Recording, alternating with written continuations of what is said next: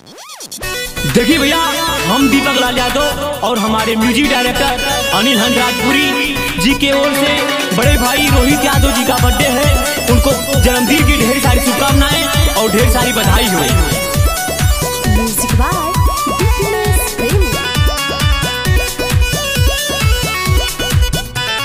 हमारा रोहित भैया के बर्थडे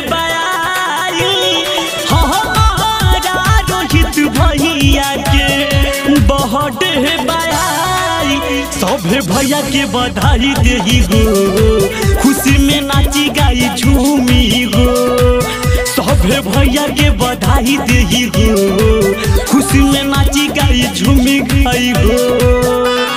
हमारा रोहित भैया के बर्थडे बधाई, हमारा रोहित भैया के बर्थडे बधाई, सभे भैया के बधाई देही गो, खुशी में नाची गाई झूमी गो।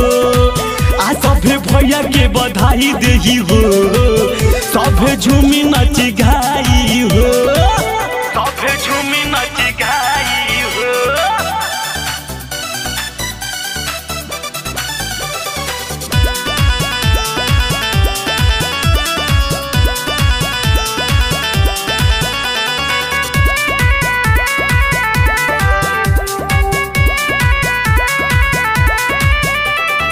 रही खुशहाल भैया जिया सालू साल भैया, आवे ना दुख के गाम हो।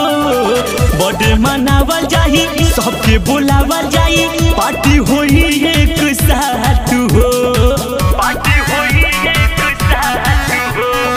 रही खुशहाल भैया जिया सालू साल भैया, आवे ना दुख के गाम हो। बर्थडे मनावल जाही, सबके बोलावल जाही, पार्टी होई एक साथ हो। के काट भैया बटी है मिठाई, के काट भैया बटी है मिठाई, सभे भैया के बधाई देही गो, खुशी में नाची गाई झूमी हो। आ सभे भैया के बधाई देही हो, खुशी में नाची गाई झूमी हो, खुशी में नाची गाई झूमी हो।